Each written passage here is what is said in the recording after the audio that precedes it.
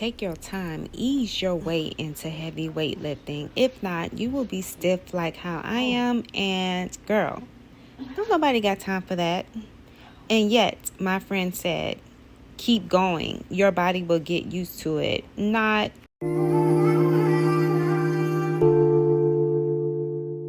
Hello, gorgeous. Welcome to my channel. It's your girl, Tamika. We are going to get right into this video. We're going to talk about how much weight did I lose on Zepbound on the 7.5. Remember, this is my second month on 7.5, and I have already completed 2 of my injection needles. I just took one today, so I got 1 more left. Okay. Then we're going to get into the 3 mistakes to avoid while on your fitness or weight loss journey. Then I am going to explain how you can start your fitness journey. It's going to be real quick, simple, and easy, quick little tips. And girl, let's go ahead and get right into the video. How much weight did I lose? I didn't lose any weight. I actually maintained, which is a good thing. So as long as I didn't gain any weight, so kudos to me for maintaining my weight. I am at 151.4. That's what I was the last time I did my video on last week's video. And thank you, girl. First of all, give a shout out to my ladies out there because I got 2.8 thousand. Yeah. 2.8 thousand views on my last video. You watched the videos, you clicked on it, the algorithm picked it up, you've been engaging with me, so I greatly appreciate it. And I give a special shout out thanks to my viewers and my subscribers. Welcome to the channel, girl. Hi. First mistake to avoid is to not look at food as bad. There is no such thing as bad food. Now, when it comes down to cheat meals, specifically talking about cheat meals, this is the reason why I categorize this as tip number 1, is because a lot of people feel like when they have a cheat meal or a cheat day, they feel like the whole day is ruined, it is over. Or some people do not have self-control and they will do a cheat meal for that day, and then the next day, day 2 is a cheat day 3, day 4, day 5, and it just continues on to this binging type cycle where you cannot stop yourself until you like either feel sick or you just feel very disgusted with yourself. I like to look at food as food is just being food. If my body is craving something sweet, I will go ahead and have that sweet. But what I do is a healthy swap. So instead of having, the chocolate with all the calories and sugar and everything, I'll just go ahead and have a low carb ice cream, or I'll have a sugar-free chocolate. The main thing is do not restrict yourself. Now, if there are certain foods that your body cannot handle, and like for me, I love Ferrero Rocher. I know not to buy that because I will sit there and eat all 3 that is in the pack, or if it's like 12 in a pack, I will sit there and basically eat all of that within maybe a day or 2. So I know what food items I do not have self-control in, and I will only use that as like a special day, like for Valentine's or my birthday or Christmas. That is just 3 times out of the year. There is no reason for me to keep buying something when I know I don't have self-control with. It comes down to our menstrual cycle, ladies.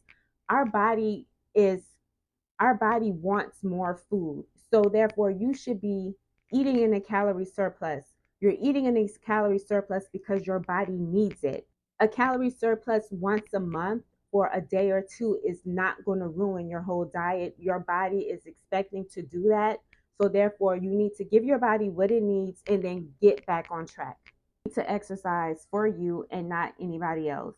Now, there's nothing wrong with taking advice from your friends, taking advice from trainers and whatnot, but you have to do for you and only you. And I know I keep repeating that, but it's just so true. And because a lot of times, like, you want to be like those other girls who are, have a good fitness routine, and they're just dedicated in the gym and they're all about their lifting and protein. So you're trying to be like them, but you don't know what it took for them to get that way or to have that routine set and to be lifting heavy like that. And if you're not used to lifting heavy, then why on earth are you trying to lift heavy? And then you're going to end up regretting it like I did.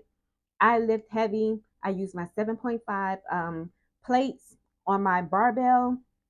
I did a lower body, and that lower body nearly almost took me out. I did that Saturday, Sunday, Monday, Tuesday, Wednesday. I was sore. I was beyond sore. Sore is basically an understatement, okay? I was stiff. I couldn't even move my legs right. I couldn't even bend my legs. I couldn't even go up the stairs. I couldn't get in the car. I couldn't even I'm glad my bed is not so high where I would have to actually lift my leg up to get in the bed because that would have been a challenge. I don't like that. I don't like that type of stiffness to where I regret even working out so hard the way I did. Now, don't get me wrong, there's nothing wrong with the challenge. You should always try to challenge yourself.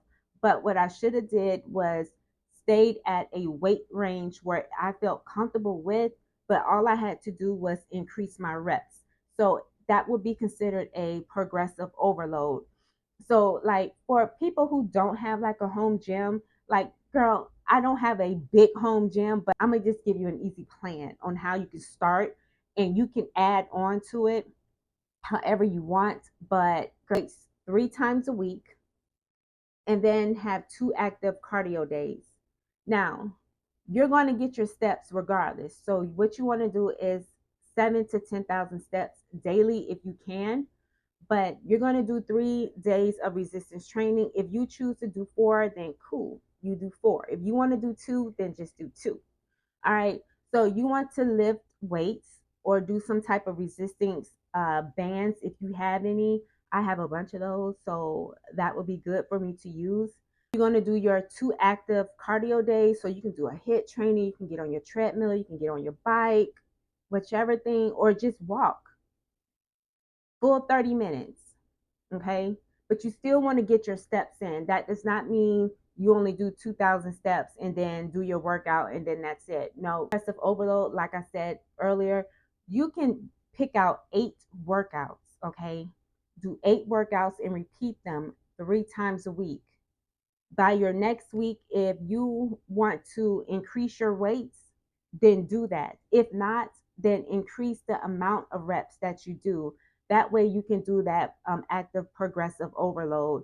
That way you can do your body composition, especially if you're trying to lose fat and gain a little bit of lean muscle.